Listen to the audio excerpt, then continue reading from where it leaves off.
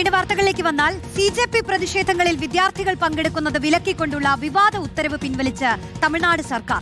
തീരുമാനത്തിനെതിരെ വിമർശനം കടുത്തതോടെയാണ് വിജയ് സർക്കാരിന്റെ പിന്മാറ്റം. പ്രതിഷേധങ്ങളിൽ നിന്ന് വിദ്യാർത്ഥികളെ തടയണമെന്നായിരുന്നു ഉത്തരവ്. ആദിൽ പാലോട് ചേരുന്നു. അതിൽ അങ്ങനെ ഒരു ഉത്തരവ് പിൻവലിക്കേണ്ടി വന്നിരിക്കുന്നു. എന്തൊക്കെ കാര്യങ്ങൾ ബോധ്യപ്പെട്ടുകൊണ്ടാണ് തീരുമാനം മാറ്റിയത്?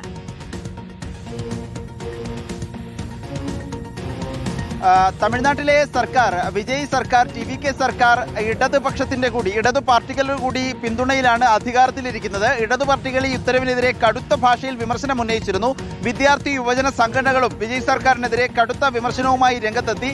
ഇതിന് പിന്നാലെയാണ് പ്രതിഷേധങ്ങളുടെ പശ്ചാത്തലത്തിൽ തീരുമാനം പിൻവലിക്കാൻ വിജയ് സർക്കാർ തീരുമാനിച്ചിരിക്കുന്നത്. കോളേജ് വിദ്യാഭ്യാസ വകുപ്പാണ് തിങ്കളാഴ്ച വിവാദമായ ഉത്തരവ് പുറത്തിറക്കിയത്. ഉന്നത വിദ്യാഭ്യാസ വകുപ്പും ജില്ലാ ഭരണകൂടവും പോലീസ് വകുപ്പും ചേർന്ന് 3 വിഭാഗങ്ങൾ ചേർന്നുകൊണ്ട് സംയുക്തമായി ചില ഇടപെടലുകൾ വിദ്യാർത്ഥി പ്രതിഷേധങ്ങളിൽ നടത്തണം, മുന്നൊരുക്കം വേണം എന്നുള്ളതായിരുന്നു കോളേജ് വിദ്യാഭ്യാസ വകുപ്പിന്റെ നേരത്തെ ഇറക്കിയ ഉത്തരവിൽ പറഞ്ഞിരുന്നത്.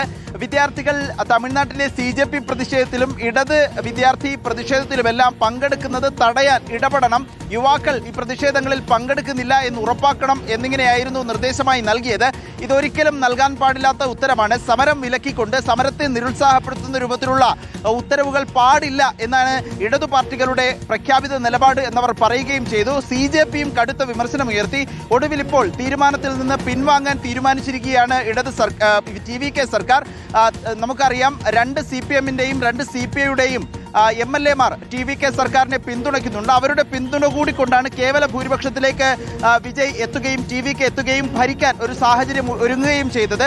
ഇതിന്റെ കൂടി പശ്ചാത്തലത്തിൽ ഈ വിവാദ ഉത്തരവ് പിൻവലിക്കാൻ TVK സർക്കാർ നിർബന്ധിതരാവുകയായിരുന്നു. വിവാദമായ ഉത്തരവ് പിൻവലിച്ചുകൊണ്ട് കോളേജ് വിദ്യാഭ്യാസ വകുപ്പ് തന്നെ അല്പസമയം മുൻപ് പുതിയൊരു ഉത്തരവ് പുറത്തിറക്കിയിട്ടുണ്ട്. റോഷ്നി, ശരി, ആദിൽ പാലോടാണ് വിവരങ്ങൾ നൽകിയത്.